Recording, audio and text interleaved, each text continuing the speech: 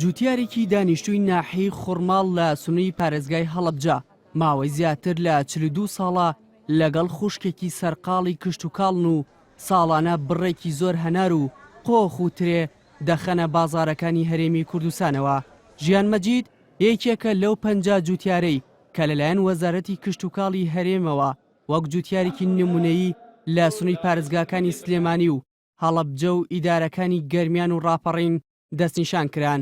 ئێمە دوو خوشتین باخێکمان هەیە 15 دۆنەمە کردومانە بە باخی هەنار و قەیسی و قۆخ و ئینجا تەماتۆ و بامی و مەشتلێکی خیاریشمان هەیە حیوانیشمان هەیە ساڵانە وەڵا 10 و 12 تەن بەس هەنار قەیسیەکە بەس نازانم قەیسیەکە ئەتر بە جملای فرۆشین عنی ئەو حسابی قەیسیەکەمان نەکرۆ ڕۆژانە 15 پلاسکۆ و 10 پلاسکۆ ئەوەش ئەیهێنن بۆ عیلۆ.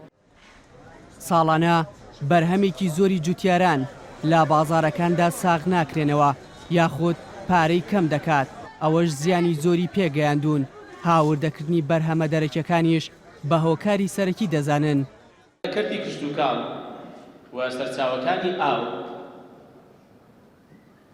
زۆر دەستی ڕەنجینی تریش جوتیاری لێهاتوو و خەڵکی ماندوو هەیە لە پشتیەوە بۆ گەشەکردنی و پەرەپێدانی وەرەپێشچوونی و ئێمە لە زۆر لە بەرهەمەکانی سەوزە و میوە و بەرهەمە کشتتوکاڵەکانی ناوخۆ بە تایبەت لە کاتی پێگەیشتنیاندا ئێمە سوپاس بۆخوا بە خوددابینکاری گەیشتووین. یەکێکی دیکە لەو گرفتانەی کە جوتیارانی نیگەران کردووە قەیرانی داراییە چونکە حکوومەت وەکو پێویست ناتوانێت هاوکاریان بکات. بەرپرسانی کەرتی کشتتوکاڵی سلێمانیش دەڵێن هەموو هەوڵێک بۆ هاندانی جوتیاران خراوەتە کار تا ئەوانیش ببنە نمونە و لە کارەکەیاندا داهێنان بکەن. وەکو بەڕێوەبەراتی ڕێنمایی کشتتوکاڵی ساڵانە وەکو پیشەی یاسای خۆمان هەڵسەسین بە دەستنیشانکردنی کۆمەڵێک جوتیاری نمونەیی بۆ ئەم ساڵیش لە سنووری پارێزگای سلێمانی 50 جوتیاری نمونەییمان دەستنیشان کردووە کەم جوتیارانە خاوەنی بەرهەمێکی زۆر و کواڵیتێکی باش و هەروەها داهێنەرن. لە هەمان کاتیشا کۆمەڵێک لە کۆمپانیا کشتتوکاڵەکانمان دەستنیشان کردووەکەوە ئەمانە ژوێندەستیان دیارە لە سنووری پارێزگای سلێمانیە.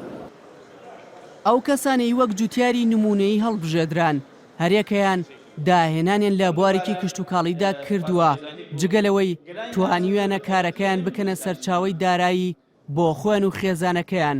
لە هەمان کاتیشدا هەلی کارکردنیشیان بۆ ژمارەیەک لە هاوڵاتیان ڕەخساندووە. دیار جەمال لێنارتی، سلێمانی.